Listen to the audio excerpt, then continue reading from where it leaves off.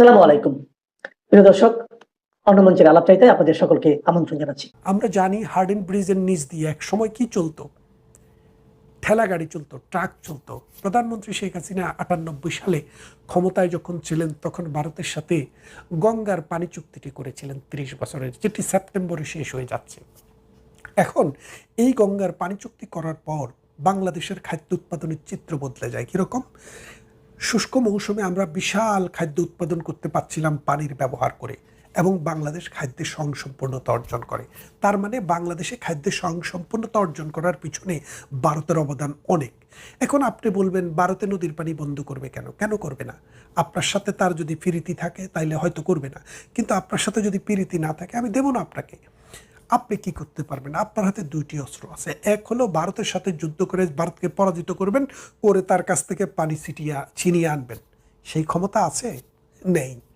আপনি ভারতের সাথে যুদ্ধ করে পারবেন না। আরেকটি সুযোগ আছে, সেটি হলো আন্তর্জাতিক আদালতে ভারতের বিরুদ্ধে একটি সালিসি মামলা করতে পারেন। এখন সালিসি মামলা করার পূর্বশর্ত হচ্ছে যে দুটি দেশের মধ্যে সালিশ হবে সেই দুটি দেশ ওই পার্টিকুলার কনভেনশনের সিগনেটরি স্টেট হতে হয়। প্রিয় সুধী, যে যেখান থেকে দেখছেন সবাইকে অনেক অনেক প্রীতি ও শুভেচ্ছা। আজকে যে বিষয়টি নিয়ে কথা বলতে চাই সে বিষয়টি বাংলাদেশে কখনো মানুষের কাছে ভালোভাবে উপস্থাপন করেনি বাংলাদেশের জঙ্গিবাদী, মৌলবাদী এবং ভারত বিরোধী যে শক্তিটি রয়েছে সেই শক্তি বলয়। এবং সেটি না করার ফলে বাংলাদেশে যে একটি ভারত বিরোধী মনোভাব তৈরি হয়েছে, নতুন প্রজন্মের মধ্যে যে একটি ভারত বিরোধী মনোভাব, আপনি খেয়াল করে দেখেন, সে জানে না ভারতকে কেন ঘৃণা করতে হবে, সে জানে না ভারতের সাথে আমাদের সমস্যাটা কোথায়। সে শুধু জানে ভারত হিন্দুর দেশ, ভারতকে ঘৃণা করতে হবে। খেয়াল করে দেখেন যে বাংলাদেশ এবং ভারত জন্মবধি, অর্থাৎ 1971 সালে 16 ডিসেম্বরে বাংলাদেশ রাষ্ট্রটি যখন জন্ম হয়, এই রাষ্ট্রীয় জন্মের পিছনে বাংলাদেশ নামক রাষ্ট্র, যে দেশের নাম আমরা বলি, সেই জন্মের পিছনে যেই সব শক্তি, যেই সকল রাষ্ট্র, যেই সকল মানুষ যুগান্তকারী ভূমিকা পালন করেছে, একটা অন্ধ লোককে বললেও আপনি বুঝতে পারবেন, তারা বলবে যে এটা সবচাইতে ভালো ভূমিকা রেখেছে ভারত। কেন ভালো ভূমিকা রেখেছে দেখেন, 1971 সালের 26শে মার্চের রাত্রে যখন Dhaka university EPR Rajarbagh police লাইনে যখন হামলা হলো, ঢাকার বিভিন্ন স্থাপনায় যখন ট্যাঙ্ক দিয়ে হামলা করা হলো, যখন মেশিন গান, স্টেন গানের গুলিতে হাজার হাজার মানুষের জীবন শেষ করে দেওয়া হলো, তখন এই তরুণ যুবক এদেশে থাকার আর সুযোগ রইল না। যদি কেউ রাজাকারে যোগদান করে, আল শামস, শান্তি কমিটি, আল বদরে যোগদান করে, তাহলে তারা পাকিস্তানের লোক।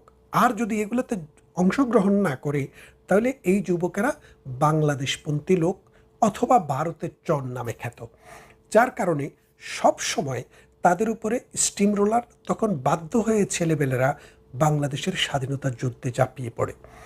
এই যুদ্ধ দেশের ভেতরে থেকে করা সম্ভব ছিল না, কারণ একটি প্রশিক্ষিত লক্ষাধিক সেনাবাহিনী নিয়ে যখন এই ছোট্ট একটা ভূখণ্ডে আক্রমণ করা হয় দেশের রাজধানীতে বসে, তখন দেশের মানুষের পক্ষে তাদের সাথে লড়াই করা অত সহজ না। তখন তারা আমাদের প্রতিবেশী রাষ্ট্র সীমান্ত খুলে দেয়, সীমান্ত পাড়ি দিয়ে ভারতে চলে যায়, কেউ আগরতলায়, কেউ দিল্লি, কলকাতায়, নানা শহরে যায়, আসাম দিয়ে যায়। যাওয়ার পর তারা সেখানে যুদ্ধের ট্রেনিং গ্রহণ করে, মুক্তিযুদ্ধে নাম লেখায় মুক্তিযোদ্ধা হিসেবে। এবং ভারত তাদেরকে অস্ত্র দিয়েছে, ট্রেনিং দিয়েছে, খাবার দিয়েছে, এবং পৃথিবীর নানান দেশ থেকে আমাদের জন্য অস্ত্র সংগ্রহ করে দিয়েছে। এবং এই সর্বোপরি সর্বশেষ পর্যায়ে এসে ভারতীয় যৌথ বাহিনী বাংলাদেশে পাকিস্তানিদের উপরে বোমা হামলা করে, সরাসরি স্থল হামলা করে তাদেরকে দুর্বল করে এই স্বাধীনতা যুদ্ধের সর্বশেষ পর্বটি শেষ করে। তাহলে খেয়াল করে দেখেন, বাংলাদেশের জন্মের সাথে ভারতের সম্পর্ক ওতপ্রোতভাবে জড়িত। আরেকটি শক্তি ছিল যারা আল বদর, আল শাম, রাজাকার, শান্তি কমিটি, নেজামে ইসলামী, মুসলিম লীগ এবং জামাতে ইসলামী নামে যারা এই দেশটাতে অপারেশন চালিয়েছে। তারাও কিন্তু 16ই ডিসেম্বরে সোহরাওয়ার্দী উদ্যানে আত্মসমর্পণ করেছিল তৎকালীন রেসকোর্স ময়দানে। তা এখন খেয়াল করে দেখেন, কালক্রমে বাংলাদেশ যখন 1971 সালে স্বাধীন হয়, নিতেন পক্ষে কমের দিকে বাংলাদেশে 19% উপরে হিন্দু জনসংখ্যা ছিল। কেউ কেউ বলেন 24, তবে ওই যুদ্ধের সময়ে অনেকে ভারতে গিয়ে আর ফেরত আসেননি, যার কারণে আমি ধরলাম অ্যাটলিস্ট 20%। এই 20% হিন্দুর মধ্যে দেশ স্বাধীন হলো, হিন্দুদের ভূমিকা অনেক, ভারতের ভূমিকা অনেক, অথচ হিন্দুরা এই দেশে থাকতে পারল না। 10% হিন্দু এখন বাংলাদেশে থাকলেও আর 10% হিন্দুকে বিটামাটি রেখে ভারতে চলে যেতে হয়েছে। খেয়াল করে দেখেন, এই দেশটি যে বাংলাদেশ, এটি কিন্তু হাজার হাজার বছর থেকে সনাতন ধর্মের মানুষের দেশ ছিল। সেই সনাতন ধর্মের মানুষের দেশ থেকে এই সনাতনীরাই কিন্তু বিদায়ী হতে হলো বেশিরভাগ। এরপরে দেখেন, ভারত আমাদেরকে, যখনই আমাদের খাদ্য সমস্যা হয়, ভারত থেকে আমরা পৃথিবীর অন্য যে কোনো দেশের চাইতে কম দামে খাদ্য আমদানি করি। আমাদের যখন এই ডালের, চালের, লবণের, তেলের সংকট হয়, আমরা পৃথিবীর যে কোনো দেশের চাইতে কম দামে ভারতের কাছ থেকে আমদানি করি। এরপরে ভারত আমাদেরকে নানানভাবে বিভিন্ন জাতীয় এবং আন্তর্জাতিক সংগঠনের সদস্যপদ পেতে, ইভেন আমাদের যে ক্রিকেটে আমরা যে টেস্ট ক্রিকেটের যে মর্যাদা পেয়েছি, সেখানেও কিন্তু ভারত একটি গুরুত্বপূর্ণ ভূমিকা রেখেছে। তার মানে বাংলাদেশের যে অর্থনৈতিক যে সাহায্য, যেটা মানে মনে করেন যে ঋণ সাহায্য, প্রকল্প সাহায্য, পৃথিবীতে যদি আপনি 3টি দেশের নাম করেন, এই 3টি দেশের মধ্যে একটি দেশ হচ্ছে ভারত। ভারত খুব ধনী দেশ না, মাথাপিছু আয়ের দিক থেকে, জীবনযাত্রার মানের দিক থেকে প্রায় বাংলাদেশের সমমানের, কারণ বাংলাদেশ ইউনিটারি স্টেট, ছোট দেশ। এর মানে একটা গ্রামের সাথে শহরের সাথে জেলা শহরের সাথে রাজধানী শহরের কানেক্টিভিটি খুব ভালো, এবং ছোট দেশ হওয়াতে আমাদের হেলথ, স্যানিটেশন এগুলোতে খুব আমরা ভালোই উন্নতি লাভ করেছি, যার কারণে ভারতের মানুষের জীবনযাত্রা অনেকটা কম বেশ আমাদের মতোই। কিন্তু তারপরেও আমাদেরকে যারা বৈদেশিক ঋণ সাহায্য দেয়, তাদের মধ্যে প্রথম 5টি দেশ বা 3টি দেশের মধ্যে ভারত হচ্ছে একটি দেশ। আমাদের যখন তেলের সংকট হয়, আমরা খুব তাড়াতাড়ি আমাদের বর্ডারের কাছে থাকার কারণে ভারত থেকে সেই সাহায্যটা গ্রহণ করি। খেয়াল করে দেখেন, এর ফলে ভারতের সাথে আমাদের যে সম্পর্কটা, এই সম্পর্কটা হওয়ার কথা ছিল মধুর সম্পর্ক, কিন্তু ভারতের সাথে সম্পর্কটা আমাদের সেই মধুর কারা রাখেনি? যারা 1971 সালের পরাজিত শক্তি।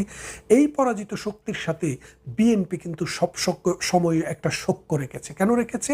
কারণ তারা জানে যে বাংলাদেশ আওয়ামী লীগ যে শক্তি, এটা মাটি এবং মানুষের শক্তি, মুক্তিযুদ্ধের সপক্ষের শক্তি।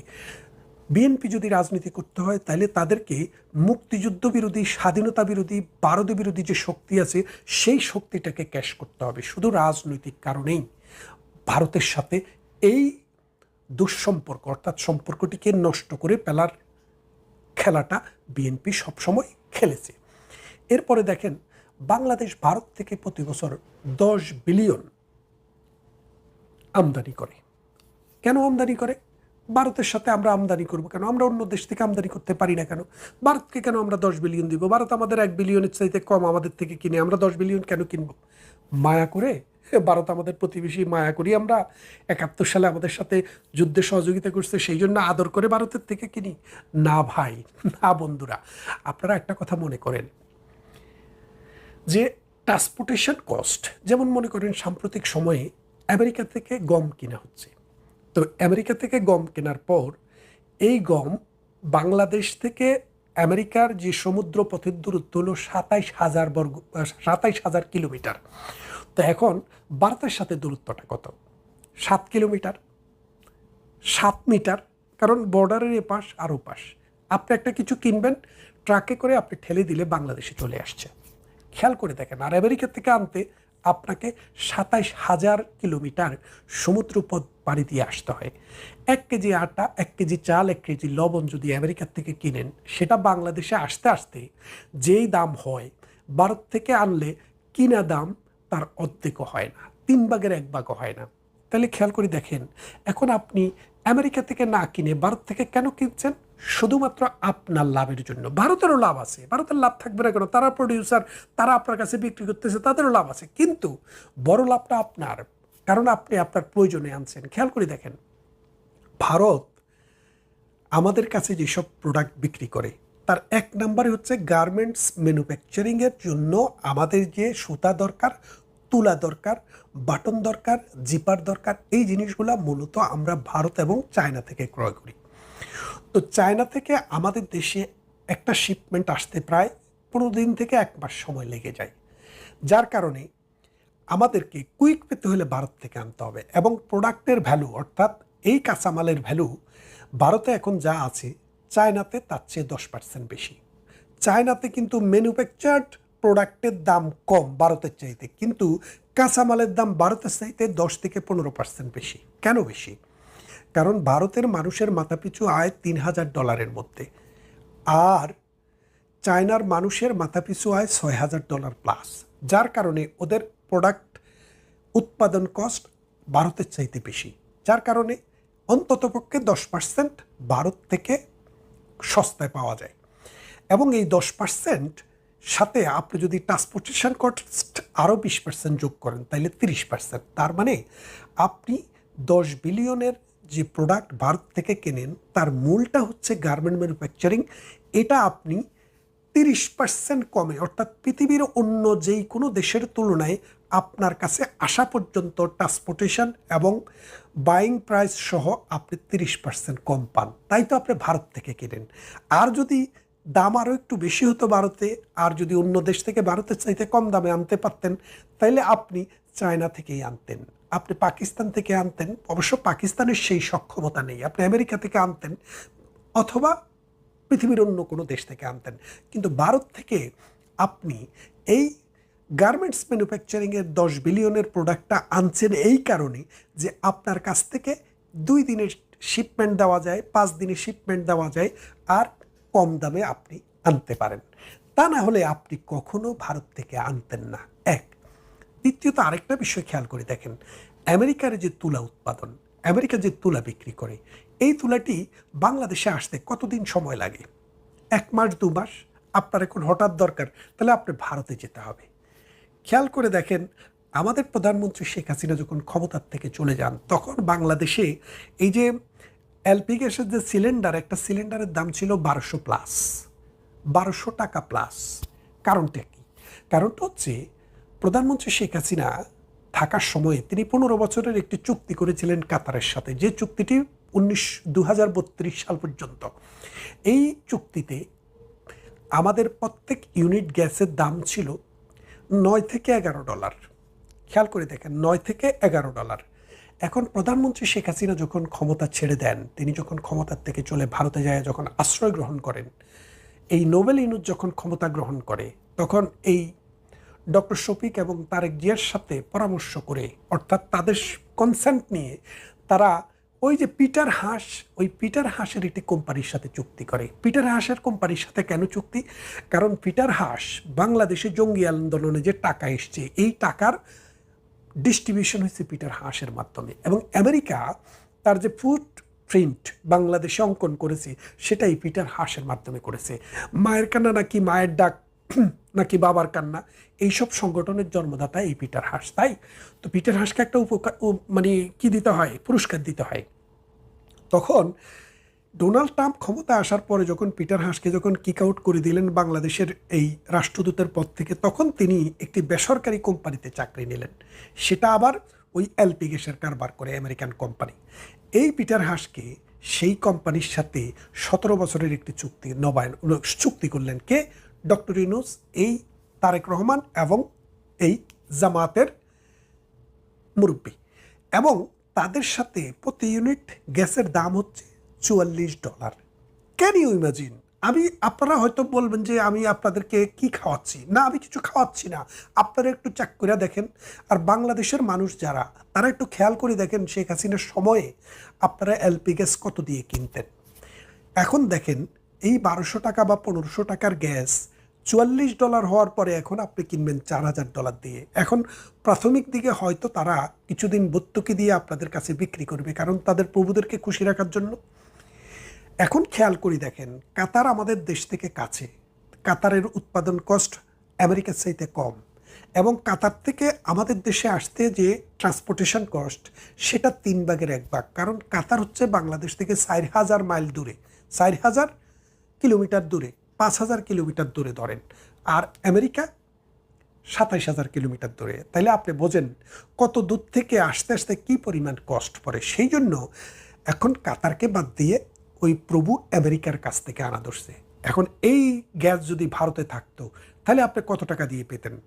আপনাকে কি $44 দিয়ে কিনতে হতো? না, আপনি $20 দিয়ে কিনতেন। তাহলে আপনি তখনও ভারতের মুখাপেক্ষী হতেন।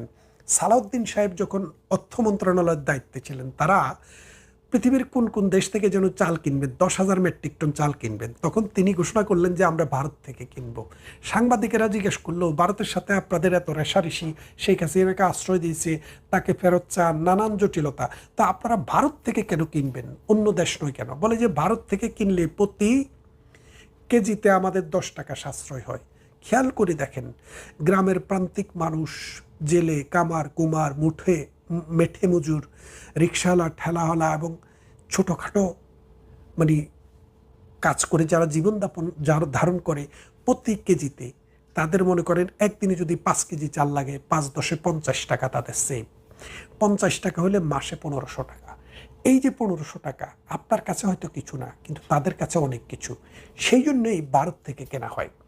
খেয়াল করে দেখেন, এবং ভারতের সাথে আমাদের যে সম্পর্কের ডাইমেনশন, এটা আপনারা মানে অন্ধের হাতি দেখার মতো দেখবেন না, আর একটু ব্রডলি দেখবেন। ভারত থেকে আমাদের দেশে যে নদী আসে, যে 54টা নদী, পদ্মা, মেঘনা, যমুনা হইতে শুরু করে যত বড় বড় নদী আছে আমাদের, সমস্ত নদীর উৎপত্তিস্থল ভারত। এবং দিন যত যাচ্ছে মহাভারত প্রতিদিন অর্থনৈতিকভাবে তারা স্বাচ্ছন্দ্য তাদের বাড়তেছে, এবং মিঠা পানির বহুমাত্রিক ব্যবহারও প্রতিদিন বাড়তেছে। ভারত চাইলে কিন্তু পানি ডাইভার্ট করতে পারে। এখন আপনি যদি ভারতের সাথে সম্পর্কটা ভালো না রাখেন, তাহলে আপনার মিঠা পানি, আপনার শুষ্ক মৌসুমে আপনি মিঠা পানি পাবেন না। আমরা জানি হার্ডিন ব্রিজের নিচ দিয়ে এক সময় কি চলতো, ঠেলা গাড়ি চলতো, ট্রাক চলতো। প্রধানমন্ত্রী শেখ হাসিনা 98 সালে ক্ষমতায় যখন ছিলেন, তখন ভারতের সাথে গঙ্গার পানি চুক্তিটি করেছিলেন 30 বছরের, যেটি সেপ্টেম্বরে শেষ হয়ে যাচ্ছে। এখন এই গঙ্গার পানি চুক্তি করার পর বাংলাদেশের খাদ্য উৎপাদনের চিত্র বদলে যায়। কীরকম? শুষ্ক মৌসুমে আমরা বিশাল খাদ্য উৎপাদন করতে পারছিলাম পানির ব্যবহার করে, এবং বাংলাদেশ খাদ্যে স্বয়ংসম্পূর্ণতা অর্জন করে। তার মানে বাংলাদেশে খাদ্যে স্বয়ংসম্পূর্ণতা অর্জন করার পিছনে ভারতের অবদান অনেক। এখন আপনি বলবেন ভারতে নদীর পানি বন্ধ করবে কেন? কেন করবে না? আপনার সাথে তার যদি প্রীতি থাকে তাইলে হয়তো করবে না, কিন্তু আপনার সাথে যদি প্রীতি না থাকে, আমি দেবো না আপনাকে। আপনি কি করতে পারবেন? আপনার হাতে 2টি অস্ত্র আছে। এক হলো ভারতের সাথে যুদ্ধ করে ভারতকে পরাজিত করবেন, করে তার কাছ থেকে পানি ছিনিয়ে আনবেন। সেই ক্ষমতা আছে? নেই। আপনি ভারতের সাথে যুদ্ধ করে পারবেন না। আরেকটি সুযোগ আছে, সেটি হলো আন্তর্জাতিক আদালতে ভারতের বিরুদ্ধে একটি সালিসি মামলা করতে পারেন। এখন সালিসি মামলা করার পূর্বশর্ত হচ্ছে যে 2টি দেশের মধ্যে সালিশ হবে, সেই 2টি দেশ ওই পার্টিকুলার কনভেনশনের সিগনেটরি স্টেট হতে হয়। এই যে নদী কনভেনশন, ভারত এবং চায়না এই 2টি দেশ নদী কনভেনশনে সিগনেচার করেনি। সুতরাং জাতিসংঘের কোনো ক্ষমতা নেই যে বাংলাদেশের সাথে ভারতের কোনো ডিসপিউট হলে নদী নিয়ে, পানি নিয়ে জাতিসংঘের অধীনে কোনো বিচার সম্ভব না।